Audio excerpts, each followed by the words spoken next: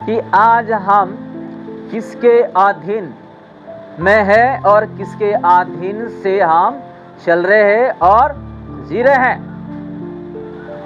आज एक इंसान के अधीन उसके बातों पे चल रहे हैं, एक कठपुतली की तरह, या प्रभु का वचन और प्रभु के अधीन से जी रहे हैं। आज अपने आप को सवाल करेंगे। आज बहुत लोग ये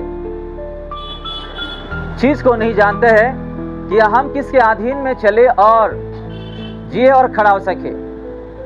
बहुत लोग आज दबाव में हैं। बहुत लोग पति के दबाव में पत्नी है, पत्नी के दबाव में पति है, और बच्चों के दबाव में माता पिता है, और माता पिता बच्चों के दबाव में है। एक भाई के दबाव में है, एक बहन का दबाव में है। एक ऑफिस स्कूल में हम ऑफिसर के दबाव में भी हम काम कर रहे हैं। ऐसे ही अड़ोस पड़ोस या घर मालिक या अलग अलग एक दबाव में हम जी रहे हैं और उसके अधीन में चल रहे हैं। ये सही है या गलत है, आज बचनों से सीखेंगे। कितने लोग आज दबाव में जी रहे हैं। एक इंसान का दबाव और अधीन में चल रहे हैं। हमको ये स्वाधीनता देता है वचन से कि हम अपने जीवन में जब यीशु को पाए, हमको फ्रीडम दिया है। वो क्या? फ्रीडम। हालेलुया। हम फ्रीडम पाए हैं। इस चीजों के लिए हम ध्यान देंगे। बहुत लोग ऐसा दिखा हुआ विश्वासी है। बहुत लोगों को जानता हूं, अगर मैं उसको सामने बोल देता हूं उसको बुरा लग जाता है। आपको वैसा समझ में? इसलिए वचन में भी ये लिखा है कि अगर हम सच बताएंगे तो क्या हो जाएंगे? हम शत्रु हो जाएंगे। तो हम दिखावा विश्वासी ना हो, इंसान ना हो, हम अंदर से क्या हो? शुद्ध हो करके वचन के अधीन, यीशु के अधीन से हम जिए। एक दूसरे हम मिल के रहे, मिलजुल करके आगे बढ़े। हालेलुया। क्योंकि मुझे कोई नहीं सिखाया या बैठ के मेरे पास कोई टाइम स्पेंड नहीं किया कि आपको ऐसा सेवा करना है, आपको ऐसा जीना है। मुझे बाइबल सिखाया, पवित्र आत्मा सिखाया, यीशु सिखाया है। और सबसे पहले मैं एक चीज को पसंद नहीं करता हूं, वो चीज है घमंड। क्या? घमंड। मैं हर किस पसंद नहीं करता हूं घमंड। और अपने जीवन में घमंड कभी ना रहे। मैं बहुत लोग जानता हूं घमंड करने वाले लोग आज कहां हैं, कहां पर गिरे हुए हैं, और घमंड करने वाले लोग आज उसका जीवन में क्या है। जिसका जीवन में घमंड है वो कभी आगे बढ़ नहीं पाएगा। और हम लोग लूसीफर का घमंड को जानते हैं। आज वो कहां पर है? स्वर्ग में पहला दूत था, वो जो हमारा यहोवा ने उसको बनाया, उसको भी घमंड आया। हमारे जीवन में घमंड है। हमारा जीवन में क्या होना चाहिए? प्रेम। दूसरा, एक दूसरे को क्षमा करना। तीसरा, नम्रता। चौथा, उसके लिए प्रार्थना करना। हालेलुया।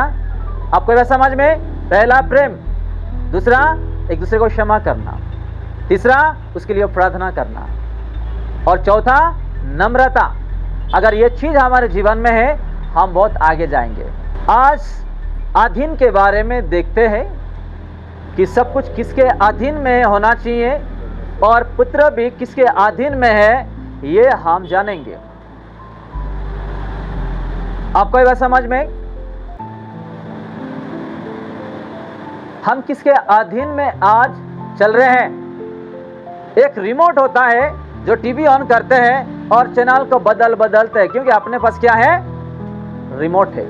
अपना इच्छा हम जैसा उसको हम चैनल बदल सकते हैं। एग्जाम्पल, तो अपना इच्छा एक पति को, एक पत्नी को, एक विश्वासी को या एक परिवार को कठपुतली की तरह हम क्या करेंगे? चलाएंगे, नचाएंगे। ये कभी नहीं होगा। अगर कोई ऐसा कर रहा है वो गलत है प्रभु की दृष्टि में। हम किसका कठपुतली बने? परमेश्वर की, किस इंसान का नहीं। एक दूसरे को हम प्यार करेंगे, सम्मान करेंगे, इज्जत देंगे और उसके लिए प्रार्थना करेंगे और उसका आवश्यकता चीजों को सहायता करेंगे, लेकिन उसके बातों पे कभी भी नहीं। अगर कोई ऐसा जी रहा है तो आज सीखिएगा इस वचनों से। पिछले हफ्ता कौन सा वचन हम देखे थे? मांगने के बारे में। प्रभु ने हमको मांगने के बारे में सिखाया। आज किसके अधीन में जीना है प्रभु आज हमको सिखा रहे हैं।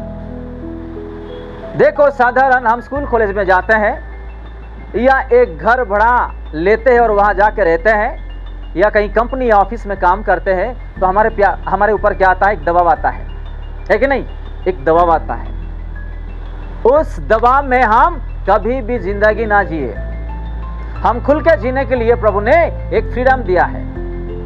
हालेलुया। वो ऐसा कह रहा है, वो ऐसा बोल रहा है, हम ऐसा करना है, वैसा चलना है, नहीं। वचन में जैसा है हम सब लोगों को, इंक्लूडिंग कौन कौन?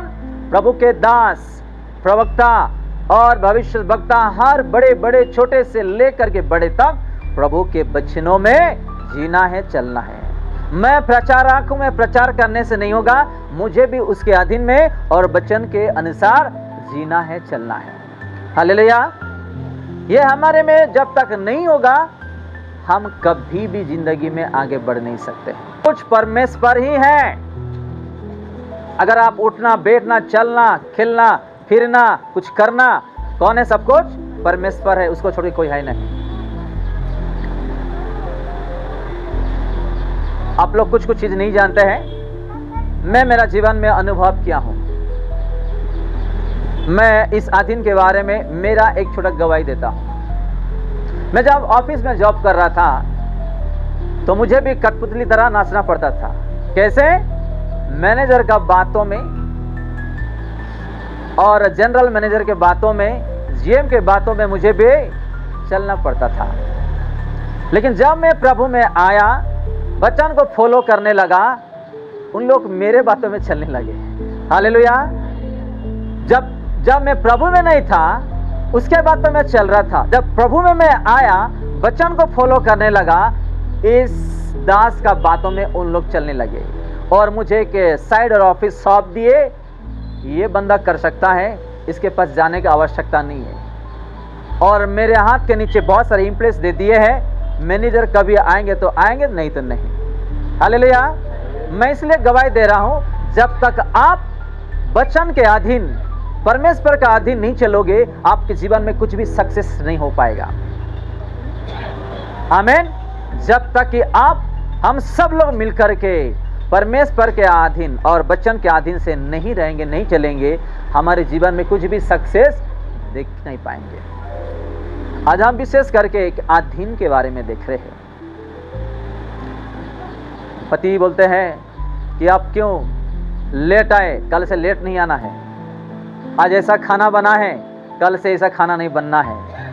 आपको ऐसा करना है, वैसा करना है। पत्नी भी बोलती है कि आपको ऐसा करना है, ऐसा बोलना है।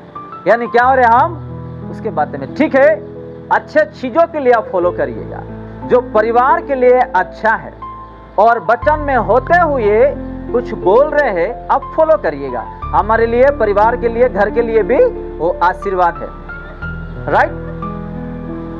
अभी पत्नी बोलती है कि उससे आप संगति मत करो, क्योंकि उसका जो व्यवहार है ठीक नहीं है, नहीं तो उसका असर अपने परिवार को पड़ेगा। राइट। वो अच्छा बात है या खराब बात है, बताइएगा आप लोग। अच्छा बात है। जब भाई साहब लोग कुछ करने जाएंगे तो क्या होगा? परिवार में शांति नहीं रहेगी, आपस में झगड़ा होगा। राइट। तो ऐसा कुछ चीज जो है हमको भी जानना बहुत जरूरी है। कोई बोलता है मैं आपको ये कर दूंगा, वो कर दूंगा, आप ये कर दो, जिसमें वो उल्टा रहेगा, यानी कि अलग रास्ता रहेगा। अगर हम उस अलग रास्ते में जाएंगे, हमारे लिए सही नहीं है। बहुत सारे कंपनी में ऐसा है, बहुत सारे जगह में ऐसे है।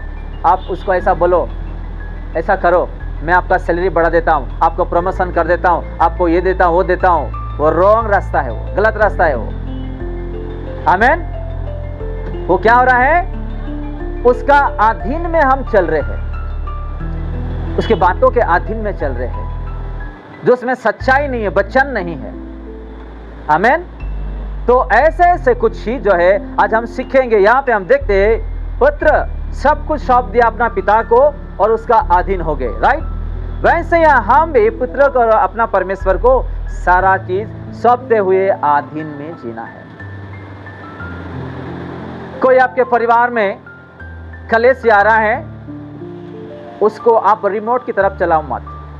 कोई प्रार्थना कर रहा है, कोई वचन पढ़ रहा है, कोई फास्टिंग कर रहा है यानी कि उपवास कर रहा है, कोई प्रचार कर रहा है, कोई ढोलक बजा रहा है, आप और मैं, हम सब लोग मिलके उसको दबाव ना करें, रिमोट की तरह उसको ना करें। हालेलुया। ये भी एक गंदा अधीन है, गंदा चीज है ये। जब वो परमेश्वर में बढ़ रहा है, हम उसको साथ देना है ताकि और वो आगे बढ़े, चल करके वो आगे प्रभु का काम करे। आमीन। तो आज हम देख रहे हैं विशेष करके किसके अधीन में हम जी रहे हैं और चल रहे हैं।